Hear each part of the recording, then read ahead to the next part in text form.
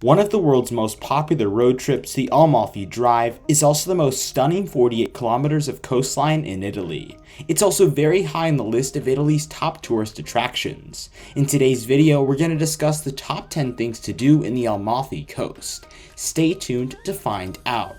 We are here to provide you with the best global travel tips and destinations to travel around the world. So without any further ado, let's get started. Number 10. Via Rufolo. The Grindstone Tower opposite the cathedral is the gate to a via, whose gardens and terrace views are inspired by Wagner's magic gardens of Kingsler and Percival. The via started in the 13th century as a fortified manor house/farm that went on to grow with consecutive generations until it was reputed to have more than 300 rooms.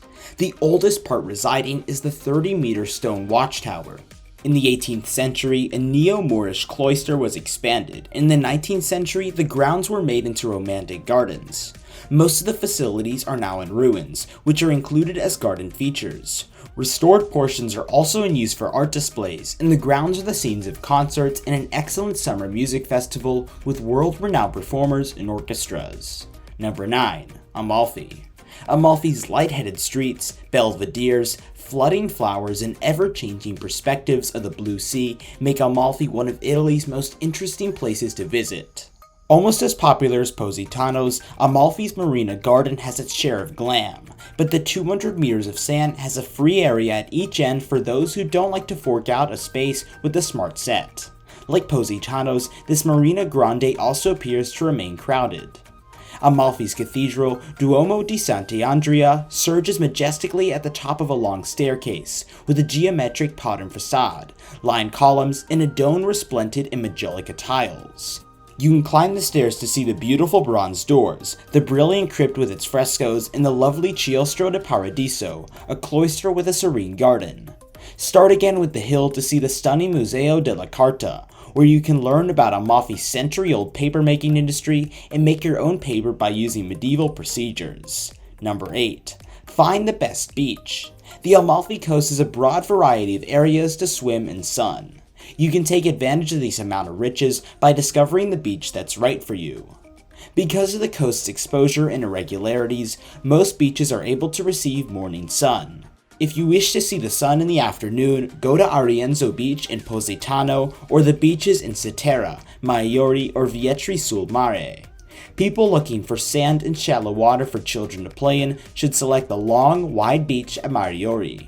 For a scenery while you sun, you can go to Urchi Beach under a fresh fishing village with a medieval tower. You'll find another decent scene at Mariana de Setara, and especially at evening at Gavitala Beach, with colorful Positano as a backdrop, and islands surging from the sea at the horizon.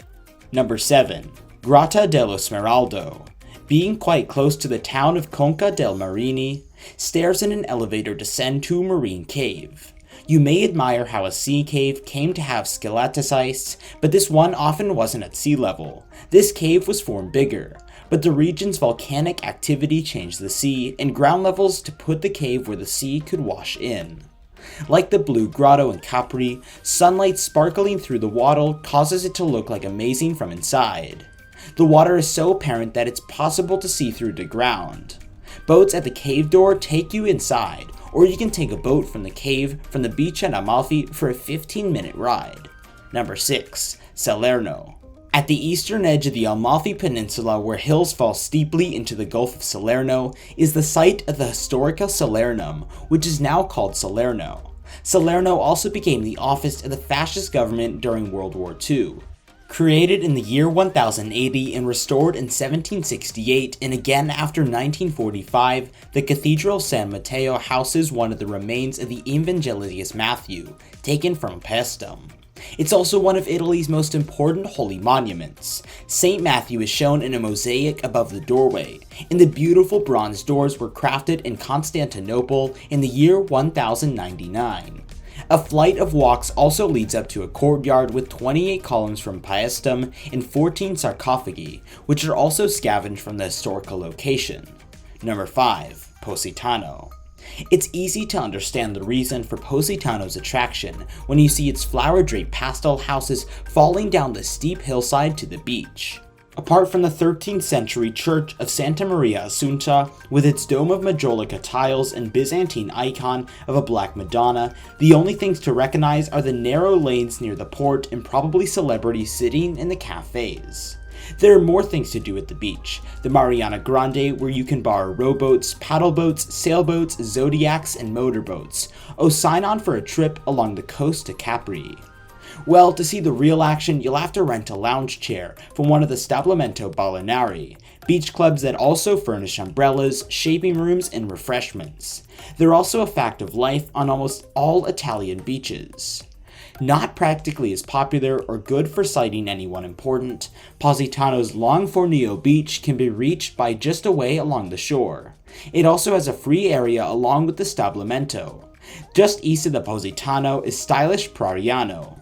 Also with a tiled dome church, and not far beyond, the road stretches the deep and dramatic valley Avalioni di Furari, one of Amalfi Drive's most famous places to visit for a picture op.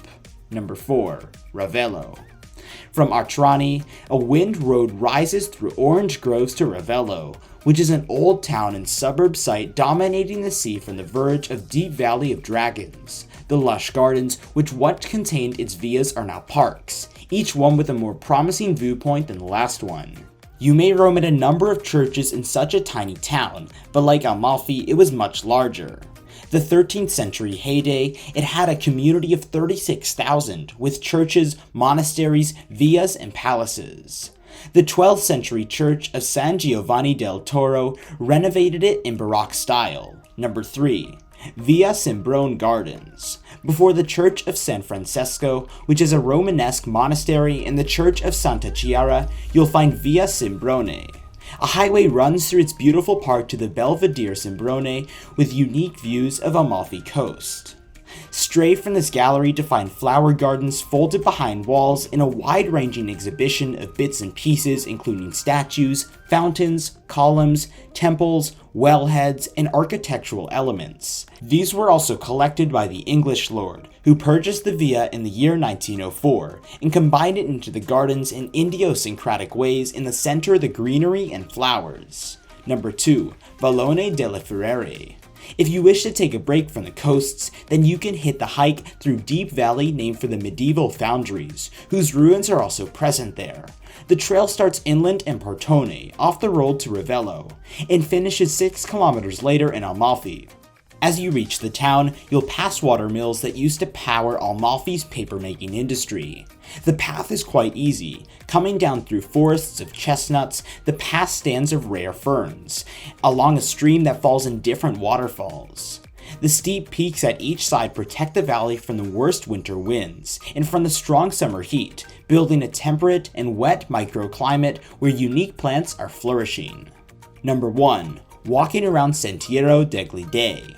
This is an amazing way to see the coast. It's also the best thing for those people who are in good physical condition and have the appropriate time to travel on foot or by bus.